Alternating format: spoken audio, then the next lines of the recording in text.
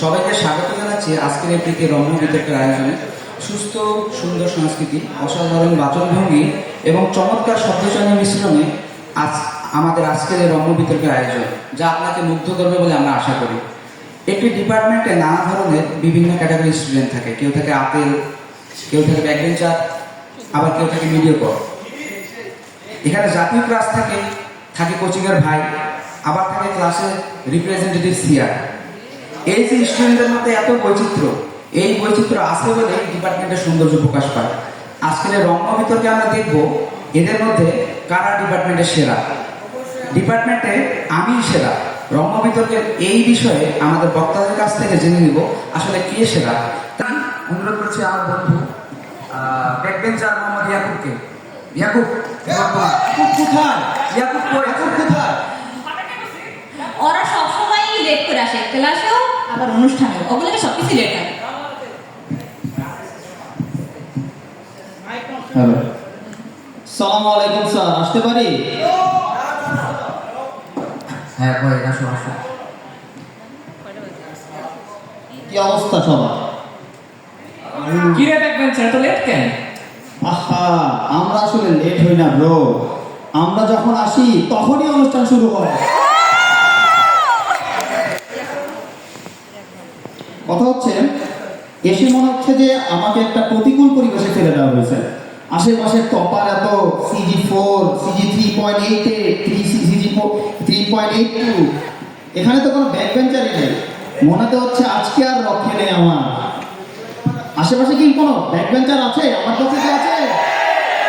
ওই শুনতে পাই না তো।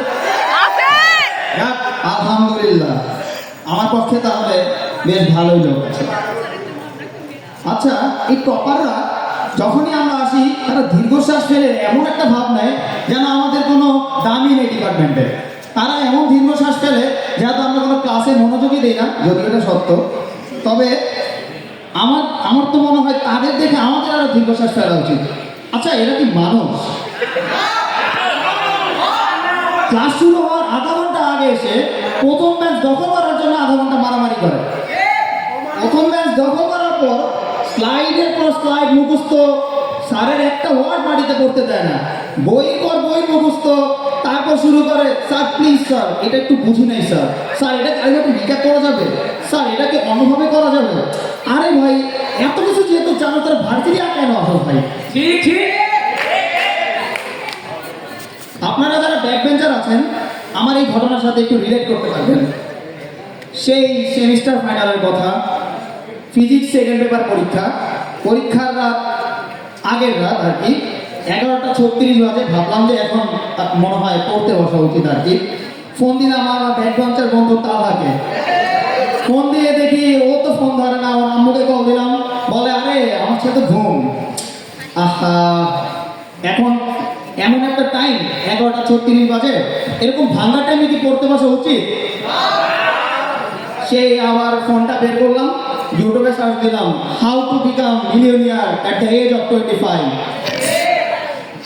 তারপর দেখলাম ঠিক 12টা বাজলো, আমার টপার বন্ধু মানুকে কল দিলাম যে ভাই কালকে তো পরীক্ষা, পাস তো করতে হবে, তোর নোটগুলো দে যেগুলো সারা বছর বানাইছস, নয়তো তো পাস করতে পারবো না।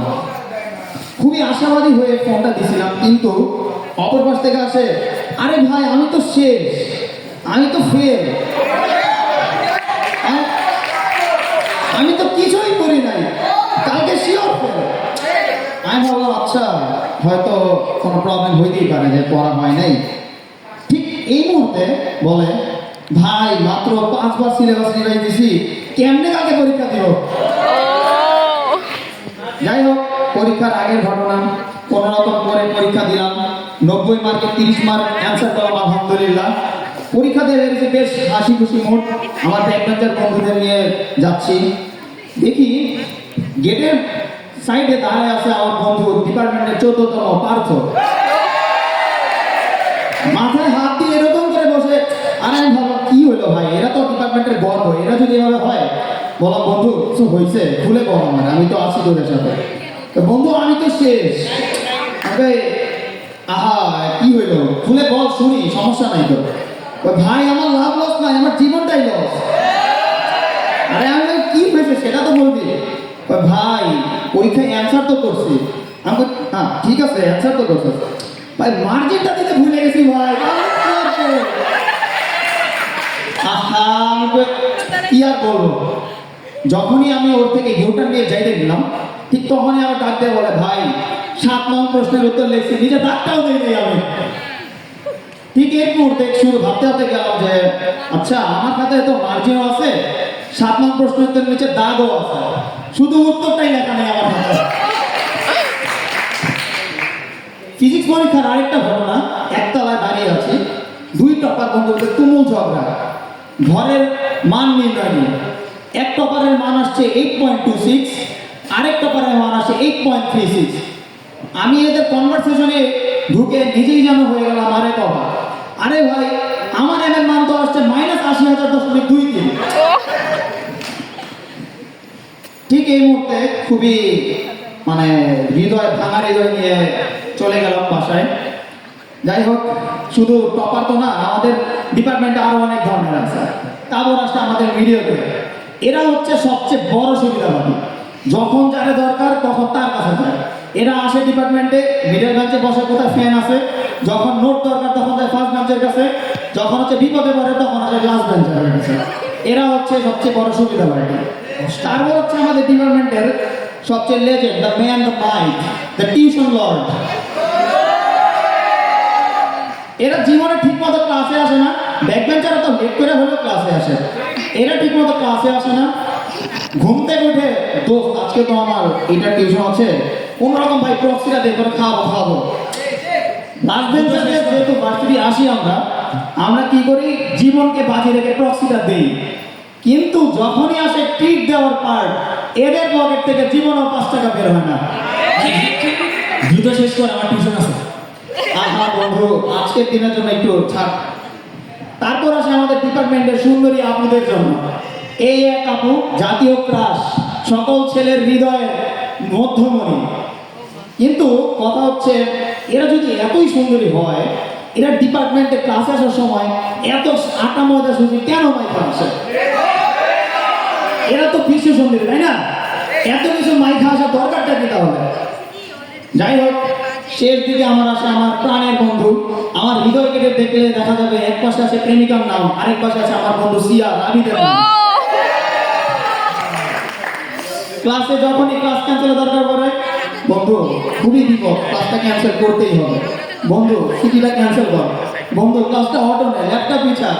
যাই হোক, সকল দিক থেকে চিন্তা করলে ব্যাকবেঞ্চারের জীবনটা সবচেয়ে সুখের। এদের না আছে সিজিনিয়ার টেনশন, না আছে ক্লাস করার টেনশন, না আছে অ্যাটেন্ডেন্সের টেনশন। এদের হচ্ছে ক্লাসে আসে জীবনকে উপভোগ করে। তাই আমার মতে হচ্ছে ডিপার্টমেন্টের সেরা এই লাস্ট বেঞ্চার ভাই বা ব্যাক বেঞ্চার ভাই, তাই না? Thank you.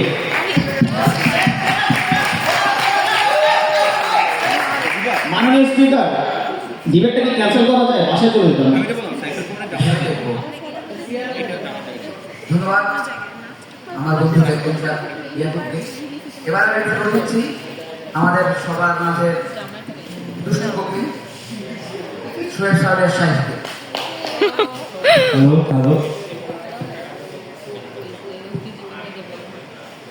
একটা বিশেষ রাজনৈতিক দল আছে, নাম বললাম না। ওই দলে ঢুকতে নাকি 3.5+ সিজি লাগে। আরেকটা রাজনৈতিক দল আছে, ওর নাম হচ্ছে পাত্র দল। ওই দলে ঢোকার জন্য বাপের বয়সের বয়স লাগে। আরেকটা দল আছে পাত্র লীগ, 9 বছরের রিটেক লাগে। এগুলার একটাও আমার মধ্যে না। আমি ক্লাসে আসি, সামনেও বসি না, পিছনেও বসি না। এই যে ব্যাক বেঞ্চার আমার স্ক্রিপ্ট কিন্তু চুরি করে ফেলছে। আমি বসি মাঝখানে, ফ্যানের নিচ বরাবর। আমি কে? আমি মিডিওকার একজন স্টুডেন্ট। আমাকে কেউ পাত্তা দেয় না। এই যে আমি বললাম, কত কইটা বললাম। আমার স্পিচটা লাস্টে দেয়, বলে চুপ কর, তুই বেশি কথা বলছি। আমার স্ক্রিপ্টটা দিছে কই 3 নাম্বার। ভাবলাম লাস্টে আসবো, একটু ফুটেজ খাবো। যেহেতু আমি মিডিওকার, আমার অনেক বেশি ভ্যালিডেশন দরকার পড়ে, আমার অনেক বেশি অ্যাটেনশনের দরকার পড়ে, যেগুলো আমি একটাও পাই না আলটিমেটলি। তো এই যে ঘটনার উপক্রমে এই যে বললাম, এখানে হয়তো অনেকে, এই যে আমি বললাম আমি একজন অ্যাটেনশন সিকার, এই জন্য হয়তো অনেকে আমার সিজি জানে। কিন্তু তোরা কি কেউ জানো যে আমার সমান সিজি আরেকজনের আছে ডিপার্টমেন্টে? তার নাম কি বলতে পারবি? নো। মোহাম্মদ জাকারিয়া, ও এখানে উপস্থিত নয়। ও যে একজন মিডিয়াকার, ও যে আমার সমান সিজি পেয়েছে, এটা কিন্তু তোরা কেউ জানোস না। ওই ছেলেটাও কিন্তু আমার মতো হিডেন, কিন্তু ও হচ্ছে অ্যাটেনশন সিকার না, তাই ও এখানে উপস্থিত নাই। তো যাই হোক, একদিন হচ্ছে বাপ আমার সিজি জিজ্ঞাসা করলো, বললো যে বাপজান তোমার সিজিটা কত? আমি আমার সিজি আমার বাপরে বললাম। আমার বাপ মানে না পারে মারতে, না পারে গালি দিতে, কিছুই করতে পারে না। না বলে যে খুবই খারাপ হয়েছে সিজি, না বলে যে খুব ভালো হয়েছে সিজি। আমার বাপ ভগবান। এই অবস্থায় হচ্ছে মিডিয়াকারদের অবস্থা, কেউ কিছু গণায় ধরে না, আবার সব জায়গায় কোনোভাবে না কোনোভাবে তার ঠিকই পাওয়া যায়। একদিন আমার বাপ আমার টিউশন মাস্টারকে বললো যে স্যার দেখেন আমার পোলা তো পাস টাস করতে পারতেছে না, আপনি একটু এফোর্ট দেন, আমার তরফ থেকে আমি একটু এফোর্ট দিই, আমার পোলা পাস করে দেবো। আমি তো নাকি সেই খুশি, আমার এফোর্ট দেওয়া লাগবে না, টিচারে দিবে আর বাপে দিবে। একটু পরে বাপে বলে স্যার গুস্ত আপনার হাত দিয়ে আমার মাইরা খারাপ করে দেবেন। এই যে একটা করুণ অবস্থার মধ্যে দিয়ে যায়, তাও তো কি করবো, কোনোভাবে পার পাওয়া যায়। তো এখন আমি একটু জীবন কাহিনী করি। পিএসসিতে মানে ক্লাস 5-এ আর কি, এখন তো পিএসসি না, ক্লাস 5-এ পিএসসিতে পাইলাম 4.75, ক্লাস 8-এ জেএসসিতে পাইলাম জিপিএ 5 পাইছি কোনো মতে টাইনাটি না, ওই যে হাড্ডি আপনার মাংস আপনার এই অবস্থাতে। কিন্তু বিজ্ঞানে এ প্লাস পাইলাম না। এসএসসিতে গেলাম, বাংলাদেশ বিশ্ব পরিচয় পাইলাম কত 62। কিন্তু ভাগ্যের কালক্রমা শর্ট সিলেবাসের জন্য বোর্ড স্ট্যান্ড করে বসলাম এইচএসসিতে। দিল গেল বাইরে এক্সপেকটেশন বাপ মার, বাপে কয় মেডিকেলে পড়, মায় কয় ইঞ্জিনিয়ারিং পড়। ভর্তি করাইলো কোচিংয়ে, ওই করছে ইঞ্জিনিয়ারিংয়েও না মেডিকেলেও না, স্ক্যামে। স্ক্যাম কি?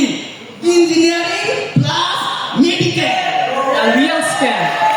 আইরনি কম করো, অনেক আইরনি হচ্ছে আজকে। ফলস্বরূপ ভাই না পাইলাম বুয়েট, না পাইলাম মেডিকেল, আসলাম আপনার এই বুটেক্সে। যাই হোক আলহামদুলিল্লাহ আলহামদুলিল্লাহ আলহামদুলিল্লাহ, পাইলাম তো পাইলাম। এই যে বুটেক্সে আসলাম, আসার পরে ওই যে বললাম আমার ভ্যালিডেশন দরকার, আমার অনেক অ্যাটেনশন দরকার। অ্যাটেনশন পাইতে পাইতে সবার মাঝে আমি মোটামুটি একটা অ্যাটেনশন পাই গেছি। পাওয়ার পরে হতেছে দিলাম সেমিস্টার ফাইনালের এক্সাম। সেমিস্টার ফাইনালের এক্সামের পর আমার সবচেয়ে বড় ভয় ছিল আমি হয়তো ম্যাথে খেলা যাবো রিটে। আমি তো এক্সাম দিয়ে এত পরিমাণে ফ্রাস্ট্রেটেড, কি কমু না কমু, আমি ক্যান্ডা দিই অবস্থা। তো সবাই দেখছে ব্যাপারটা, সবাই জানে। তারপরে রেজাল্ট দিল, একদিন দেখলো মুমা পাস করে গেছি। আয় কেমনে কি? আমার বন্ধু ইয়াকু ওই বলে, বন্ধু তুই পাস করছিস কেমনে? বন্ধু তুই পাস করছিস কেমনে? বন্ধু বন্ধু আমি নিজেও জানি না আমি কেমনে পাস করছি। নাটক কম করো তো। ভাই ভাই একটা টিউশন দেন, কতদিন ধরে পেতেছে, আজ 2টা বছর ধরে পেতেছে একটা টিউশন দেন, তাও একটা টিউশনই দেয় না। এই করলাম ভাই একটা কোচিংয়ে আমার দেন, ভাই একটু ডেমো দেন, দেখেন আমি কেমন নেই। না দিবে না কিছুই না। গেল তো আমাদের ব্যাক বেঞ্চার টিউশন টপারের তো কিছু পাই লাভ নাই, ও আমার জীবনে হ্যান্ড নোটস পাঠায় নাই। কিন্তু ক্রাশ আপনি কি করবো, আমার সিজিটাও নাই যে ক্রাশের প্রতি আমরা যাইতে পারবো, ক্রাশকে কিছু বলতে পারবো। আমাদের মধ্যে একটা ওয়ার্কিং আন্ডারস্ট্যান্ডিং একটা সিচুয়েশন তো থাকতে পারে নাকি? দেখা দেখি হয় না, চোখাচোখি হয় না, কথা হয় না, কিন্তু টেলিফোনে একটু আলাপ তো হতে পারে নাকি? এত গ্যাপ আমাদের মধ্যে। মুরব্বি যাই হোক, ব্যাপারটা হচ্ছে এই এত অ্যাটেনশন এত কিছু, আসলে দিন শেষে আমি কোনো মতে পাস করে বাইরে যেতে পারলেই বাকি। ভাই আমার ডিগ্রিটা দেওয়াতে এখন আমি এখনই বাইরে যাই, আমার লাগবে না ভাই, আমার লাগবে না ব্যাক বেঞ্চার হইয়া সবার মন জয় করতে, সবার বন্ধু হইতে, আমার লাগবে না টপার হইতে, আমার লাগবে না সুন্দরী কোনো ক্লাসকে, লাগবে না টপারের কোনো ভিন্ন আমার দিয়ে ভাই ডিগ্রি, আমি বাইরে যাই। জিয়ার বন্ধু ও তো আমার কথা কোনোদিন শুনেই না, ওই শুনে খালি টপার, ব্যাক বেঞ্চার আর টিউশন লয়ের কথা। যাই হোক, এই যে পাঁচটা পাওয়া আর পাঁচটা দেওয়া, এই শব্দের মাঝখানে আমি এক লাপাত্তা বান্দা। ক্লাস করি, ক্লাসে আসি, বাসায় যাই, হলে যাই, খাই যাই, এই আমার কাজ। ধন্যবাদ। ধন্যবাদ সাহেব। আসলে তার সাথে লিখিত ভাষা আমাদের কিছু করার নেই। যাই হোক, এবারে আমি ফ্লোর দিচ্ছি ডিপার্টমেন্টের ক্লাস ইশরাত জাহান কামিল। রূপে করে অনন্যা কাউকে পাত্তা না দেওয়া সেলফ অবসেস ব্যক্তি, যে সবচেয়ে পারফেক্ট মনে করে নিজেকে, আর যে ক্লাসে ঢুকলে ক্লাসের পরিবেশ চেঞ্জ হয়ে যায়। বলেন তো আমি কে? কে? জাতীয় ক্লাস। জাতীয় ক্লাস হওয়ার যেমন আছে সুবিধা, তেমন আছে অসুবিধা। সুবিধা চেয়ে মূলত আসলে অসুবিধাটা বেশি। সুবিধা হচ্ছে যখন কোনো প্রয়োজন পড়ে লোকজনের সাহায্য করার কোনো অভাব ঘটে না, আর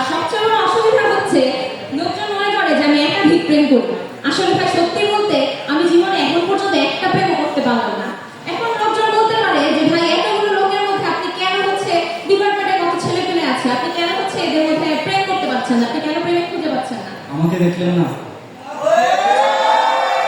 ও তোমার সাথে আমার যায় না।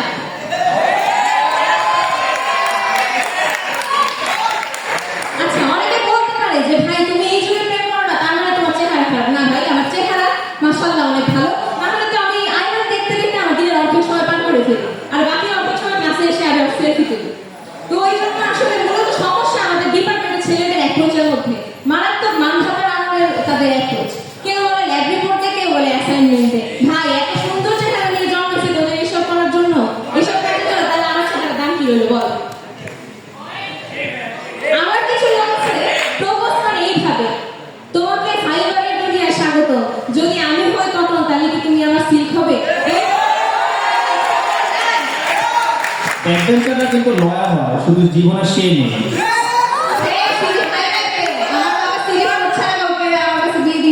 কষ্ট। কটন সিল্কের ক্রেডিটটা কার? অবশ্যই সিয়ার ভাই পড়ালেখা নিয়ে, প্রেম নিয়ে সাকসেসফুল হতে পারছে না, সেই জন্য সেই ধরনের পোস্ট দিচ্ছে। আচ্ছা, আরেক ধরনের লোক আছে দেবদাস মুভির দেবদাস ক্যারেক্টারের মতো, ঠিক আছে? দূর থেকে খালি দেখে যাবে, কিন্তু তার কাছে যে আর অ্যাপ্রোচটা করতে পারবে না, তার কাছে প্রেমের প্রকাশ ঘটাতে পারবে না। ভাই তোরা যদি প্রেম নিবেদন না করিস তাহলে প্রেমটা কিভাবে হবে বল? এই কারণেই আসলে আমার প্রেমটা হয়ে উঠছে না। আজকে নিবেদন করে নিলাম। আচ্ছা, এখন যদি আসি টপার আপুর কথা, সে আসলে প্রেম করে তার বইয়ের সাথে, আর সংসার করে ল্যাব রিপোর্টের সাথে। সে তার জীবনের প্রত্যেক মুহূর্তের দাম নাকি ডায়মন্ড ওয়ার্ল্ডের ডায়মন্ডের মতো। আসলে সেটা জানে না, সেটা তো আসলে কাজ। তোরে কইছে তুই বেশি জানাস, হ্যাঁ? Reality has been exposed. আচ্ছা, এখন যদি আসি ব্যাক বেঞ্চের কথায়, ঠিক আছে? সে এসে শুধু লাস্ট বেঞ্চে বসবে, বসে জোরে জোরে গান গাইবে, আর তার একটাই কথা, ম্যামকে দেখে সে ওভার এক্সাইটেড হয়ে যায়। আর ম্যাম যখন জিজ্ঞেস করে কি ছেলেরা বুঝতে পারছো, জোরে জোরে কিছু বুঝুক না বুঝুক, জি ম্যাম বুঝছি। ব্যাকবেঞ্চ হচ্ছে আমাদের দখলদারি, ঠিক না ব্যক্তি? এখন যদি আসে মিলিয়নার ভাইয়ের কথা, ওনার বিষয়টা হচ্ছে ওনার জীবনে লেখাপড়া আর প্রেমের মধ্যে কোনো ব্যালেন্স নাই। তার জীবনে সবকিছু কি জানেন? লাগে লাগে লাগে না। কোচিং এর ভাইয়ের কথা বলতে গেলে তার জীবনের মূল লক্ষ্য আসলে দুইটা। এক হচ্ছে সে তোমার টাকার পেছনে, আর দ্বিতীয়ত সে হচ্ছে কোচিং করা কেন জানেন? ভাইয়া থেকে সাইয়া হওয়ার লক্ষ্যে। সিয়াম ভাইয়ের কথা বলতে গেলে এখন তার যদি দুঃখের কথা বলতে যাই তাহলে তার আবার চোখে পানি চলে আসতে পারে। তার জীবনের এতই স্বল্প মূল্য যে তাকে সবসময় কাছে লবণের মতো নিরপেক্ষ থাকতে হয়। সে যদি কোনো কথা বলে তাই সবাই বলে সে ফাঁসি চায়, সিয়ারের ফাঁসি চায়। আমি মূলত আসলে আমাদের ডিসি স্যারের মতো আনস্টপেবল আর আনবিটেবল একটা ক্যারেক্টার। ডিসি স্যার প্রত্যেকদিন ইউনিভার্সিটিতে ঢোকার সময় তার গেটের মধ্যে লাগানো দেখে ডিসি স্যারের পদত্যাগ চাই। তারপরে কিন্তু দেখেন প্রত্যেকদিন তিনি হাসি মুখে স্যারদের সাথে কথা বলছেন, তার দায়িত্ব সবকিছু পালন করছেন। আমিও ঠিক সেইভাবে ক্লাসে প্রতিদিন আসি, এসে শুনি লোকজন আমাকে বলে যে এত বেশি সেলফ অবসেসড, এত বেশি অহংকারী, কাউকে পাত্তা টাত্তা দেয় না। এইরকম একটা মেয়েকে কিভাবে কেউ মেনে নেবে? ঠিক আছে, তারপরে কিন্তু আমি আমার মাথা তো ছড়াই গেছে। এই জন্য ইঞ্জিনিয়ারিং আমি সেরা জাতীয় ক্লাস। আসলে আপনাদের কি মনে হয় জাতীয় ক্লাস কি সেরা? আসলে তার সৌন্দর্য থাকলেও তার কথায় কিন্তু আসলে ছুটির মতো থাকে, ঠিক কিনা? এ পর্যায়ে আমি ফ্লোর দিচ্ছি আমাদের ডিপার্টমেন্টের কোচিং এর ভাইয়া, যে হতে চায় সবার ছাইয়া আসিফ হোসেন।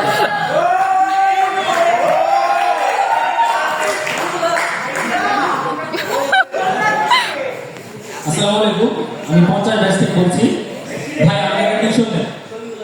ওই মা আমাকে একটা টিউশন দিস।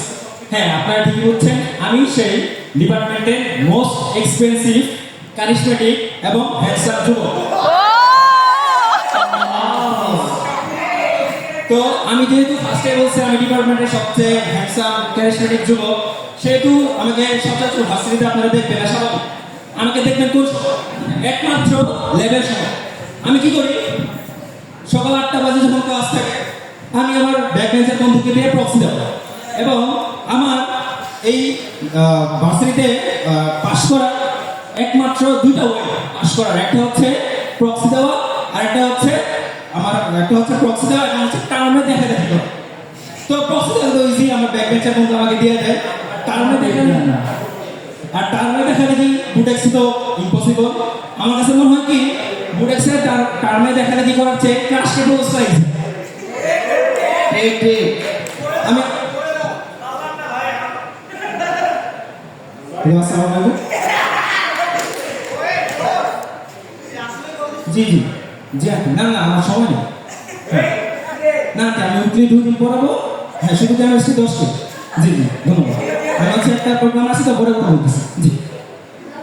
তো ফার্স্টে আপনি দেখতেছেন আমি কত বিজি। যেমন এই যে আমি হচ্ছে আজকে আসার সময় 3টা টিউশন ক্যান্সেল করে আসছি। তো এই 3টা টিউশন ক্যান্সেল করার পরে এই প্রোগ্রামটা অ্যাটেন্ড করছি। এই দায়িত্বটা এই ড্রাইভার সম্পূর্ণ 48 ভাইয়া বলে। তো তো এটা তো গেল আমার লাভ একাডেমিক লাইফের কথা। তো এখন আমি আমার লাভ লাইফের কথা আসি। তো একটা আপনাদের কাছে একটা কোশ্চেন, সেটা হচ্ছে বিয়ের ক্ষেত্রে কারা এগিয়ে, কোন শ্রেণী পেশার মানুষ এগিয়ে? টপার, ব্যাক বেঞ্চার, সিয়ার, নাকি ক্রাশ, নাকি কোচিং এর ভাইয়া? কোচিং এর ভাইয়া। এটা আনসার আশা করি আমার দিতে হবে না, কারণ আপনারা বোকা নন, আমার বিশ্বাস এটা। তো কেন? ফার্স্ট অফ অল একটা সংসার মেনটেন করতে হয়। আমি সকাল 8টা থেকে 5টা 20 পর্যন্ত কাজ করি আর না করি ল্যাব করি। তারপর আমি বাসায় যাই না, বাসায় না গিয়ে আমি হচ্ছে স্টুডেন্টের বাসায় যাই। তারপর রাত 10টা 11টা বাজে বাসায় আসি। আসার পর আমি ল্যাব রিপোর্ট যদি থাকে লেখি, আর না হলে আমার অন্য ফ্রেন্ডকে টাকা দিয়ে লেখি।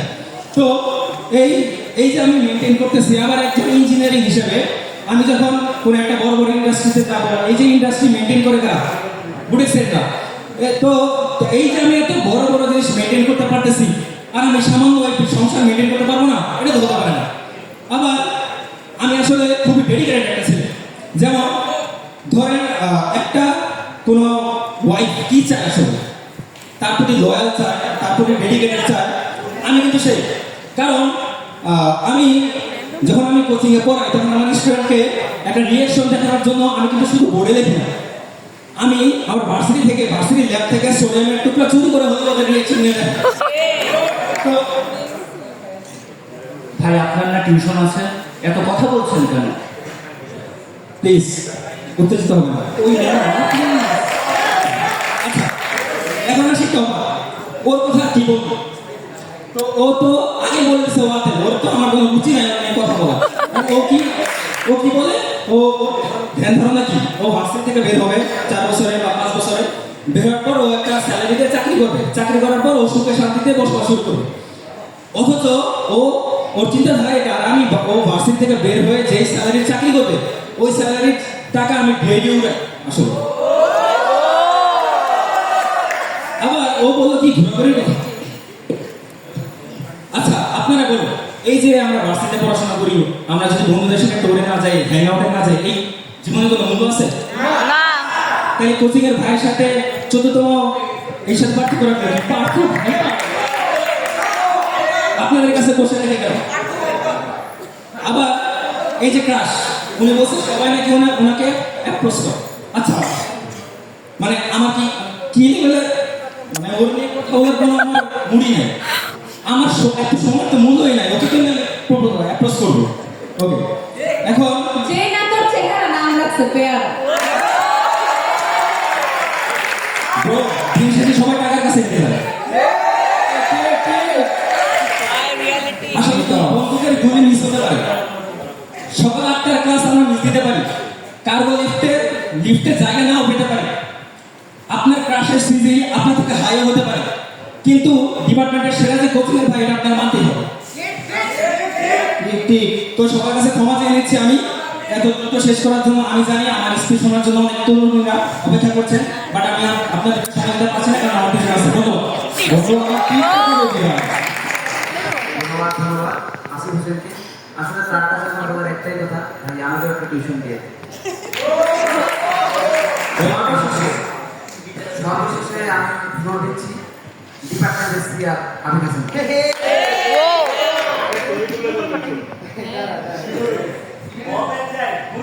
আসসালামু আলাইকুম ম্যাম। ওরিয়েন্টেশন উপলক্ষে আগামীকালকে দিনটি আমরা অপর নিতে যাচ্ছি, একটু কনসিডার করবেন না? জি ম্যাম, সেমিস্টার ছোট বলে এবার অটো দেওয়া পসিবল হচ্ছে না। ঠিক আছে ম্যাম। এই যে সোনামণিরা, এই যে অটোটা নিতে পারলাম না, এই অটো না নিলে কার ফাঁসি চাও তোমরা? ক্লাস ক্যান্সেল না করলে তোমরা কাকে বয়কটের ঘোষণা দাও? এই তো ধরেছি, আমি হচ্ছে সেই হতভাগা, সেই বান্দা যে কিনা ডিপার্টমেন্টের সব থেকে নিরীহ, সব থেকে নির্যাতিত, সব থেকে নিষ্পেষিত প্রাণী, তোমাদের ক্লাসের রিপ্রেজেন্টেটিভ, তোমাদের সিয়া।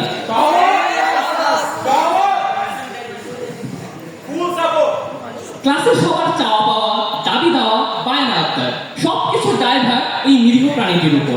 প্রতিটা দিন সকালবেলা আমার ঘুম ভাঙে, অ্যালার্ম ক্লকের প্রয়োজন পড়ে না।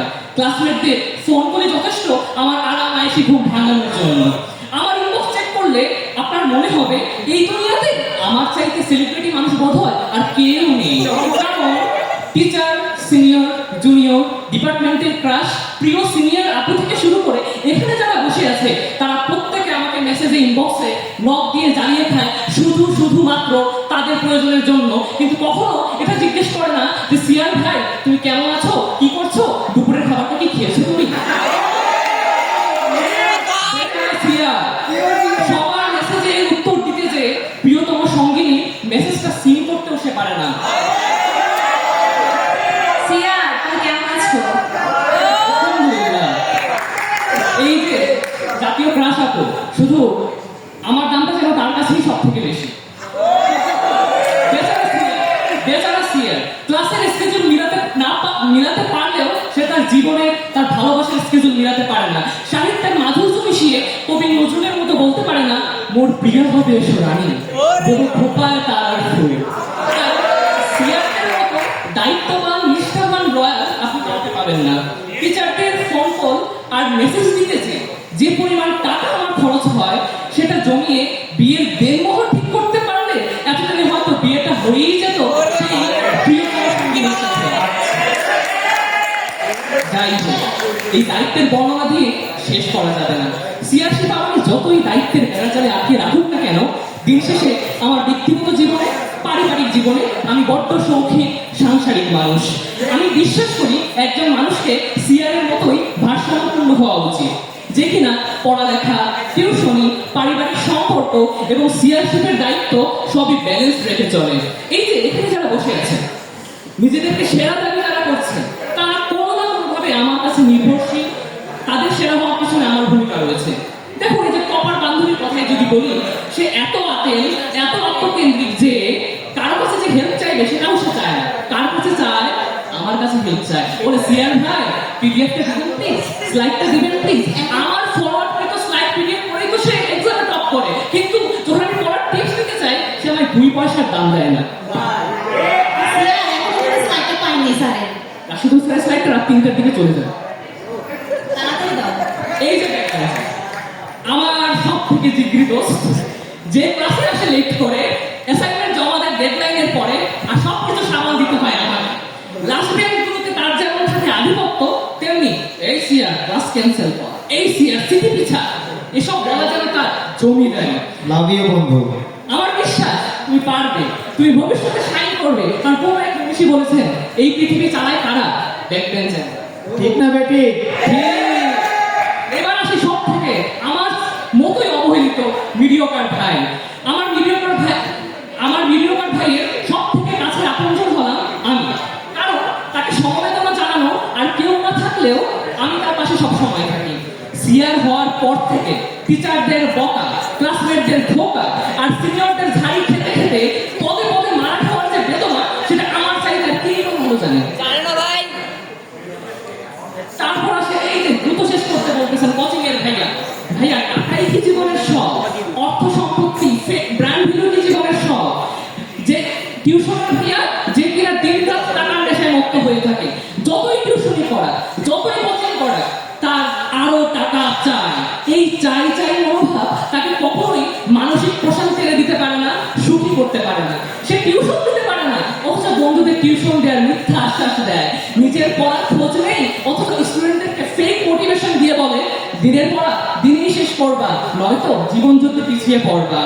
এ ধরনের ডাবল স্ট্যান্ডার্ড মানুষেরা সাংসারিক জীবনেও অর্থ এবং অথর্ব হয়ে পড়ে। সবশেষে আসি আমাদের ডিপার্টমেন্টের জাতীয় ক্রাশ বান্ধবীর কাছে। অনেকে বলবে ক্রাশের একটি মুচকি হাসি, ক্রাশের একটি মেসেজ ড্রপই আমার এত কাজ করার অনুপ্রেরণার উৎস। কিন্তু মাননীয় স্পিকার, ডিপার্টমেন্টের সবাই জানে আমি হচ্ছে সেই ছেলে যে কিনা এখনো মেয়ে ক্লাসমেটদেরকে সম্মানের সাথে আপনি আপনি করে কথা বলি। তাই এই ধরনের ভ্রান্ত ধারণা কখনোই কাম্য নয়। তাই এসব ক্লাসের লোভনীয় ফাঁদ আমার জন্য নয়, কারণ আমি এক নারীতে আসক্ত হতে চাই। আমি বিশ্বাস করি নিজ দায়িত্বে আমি যদি লয়াল থাকতে পারি তবেই আমি সেই কাঙ্ক্ষিত বুদ্ধিমতী, গুণবতী, রূপবতী, পর্দাশীল একজন সাংসারিক জীবন সঙ্গিনী পেতে পারবো। ডাক্তার নাবি, ডাক্তার ডাক্তার যাই হোক, ডিএমসি রাখু, ডিএমসি রাখু। ঢামেক ডিএমসি বা দিনাজপুর যাই হোক, আমি যখন সিআর হই তখন সিআরশিপ নিয়ে অনেক মিথ, অনেক কটু কথা শুনি। যেমন সিআরের রেজাল্ট খারাপ হয়, সিআর তো গুড, সিআরের কোনো ডেডিকেশন নেই পড়ালেখার পেছনে। তো সিআর হওয়ার পরই আমার বিশুদ্ধ নিয়ম ছিল এই মিথকে আমি যেন ভেঙে গুড়িয়ে দিতে পারি। সর্ব বিষয়ে পারদর্শী, সর্বে সর্ব যদি কেউ হতে চায় তবে সেটা সিআরই পারবে। এই যে সিআর হওয়ার কারণে নিজের পার্সোনাল সময় কমে যায়, অনেক সময় আব্বা আম্মুর সাথে মন খুলে কথাও বলতে পারি না, মাঝে মধ্যে তীব্র হতাশায় পড়ে যায়। তবুও সিআরশিপের কারণে যে সম্মান, যে ভালোবাসা আমি পেয়েছি সেটা অতুলনীয়। আমি বিশ্বাস করি এই ভালোবাসা একজন মানুষকে সামনের দিকে এগিয়ে নিয়ে যেতে অনেকটাই অনুপ্রাণিত করে। তাই ডিপার্টমেন্টে কে সারা, এটা যদি আমিই বলি সেটা কি আসলেই মানায়? ডিপার্টমেন্টে কে সারা, তারা বলবে আমার সহপাঠী, তারা বলবে আমার সতীর্থরা। তাই এই প্রশ্নটি আপনাদের কাছে রেখে আমার এই বক্তৃতা ডিপার্টমেন্টে কে সারা এখানেই শেষ করছি। ধন্যবাদ সবাইকে। ধন্যবাদ আদিকে। এরই মধ্যে দিয়ে আজকে এর রণভূমিতে আয়োজন সমাপ্তি হলো। এখানে এক একজন নিজেকে সব থেকে সেরা দাবি করলো। আমরা বিশ্বাস করি ডিপার্টমেন্টের সবাই সেরা, আমরা সবাই সারা। আমাদের মাঝে এই বৈচিত্র্য আছে বলেই একটি সুন্দর ক্যাম্পাস, একটি সুন্দর ভাষা আমরা দেখি।